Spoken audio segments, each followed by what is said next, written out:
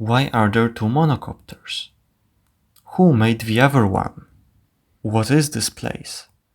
And why did my monocopter crash into a wall? As part of my URSS summer project, I got the opportunity to visit the Air Lab team at the Singapore University of Technology and Design, or SUTD. The team specializes in developing monocopters, especially single actuator UAVs, and it was actually their YouTube video, together with Lockheed Martin's, that originally inspired me to create my own monocopters. Right on my first day at SUTD, the Air Lab team gave me a very warm welcome and showed me their amazing aerial arena, a space between buildings designed especially for testing drones. The team showed me their incredible monocopters and let me fly my monocopter in the aerial arena.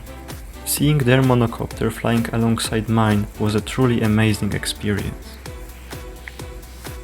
Here is me flying the team's smallest 20-gram single actuator monocopter, where directional control is achieved by pulsing motor power.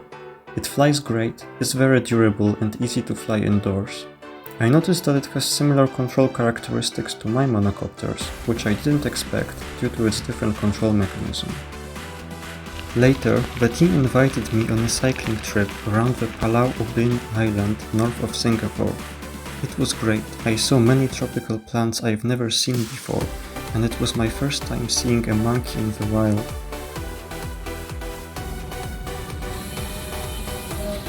After that, I worked on fixing my monocopter video recording system, which stopped working due to a magnetometer communication issue. After many hours spent troubleshooting, with the help of the Air Lab team and their equipment, we managed to fix the issue, which turned out to be a broken trace on Raspberry Pi's circuit board. With the system fixed, I was able to record a flight in the aerial arena.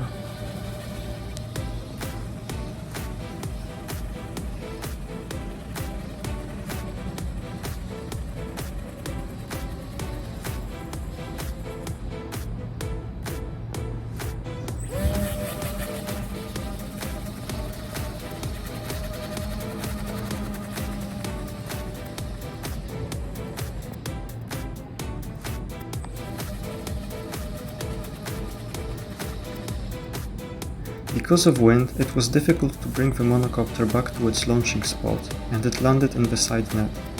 Fortunately, it was fine. The fiberglass rod wing is very robust.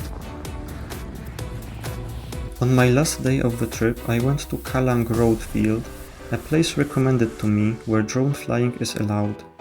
This time I tested a modified version of the program that could record video in a high resolution, which unfortunately resulted in the loss of frame rate. But oh well, at least I got some nice aerial shots of the skyscrapers.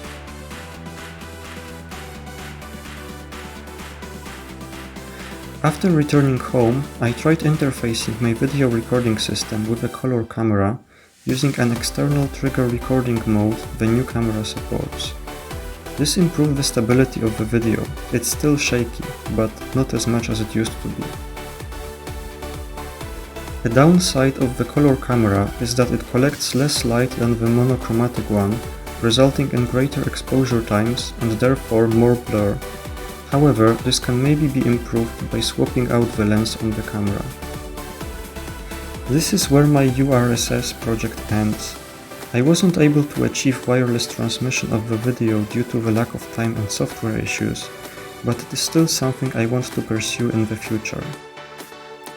To finish off, I want to say thanks to my supervisor who supported me throughout the project, and to the Air Lab team for hosting me in Singapore and sharing their expert knowledge on monocopters.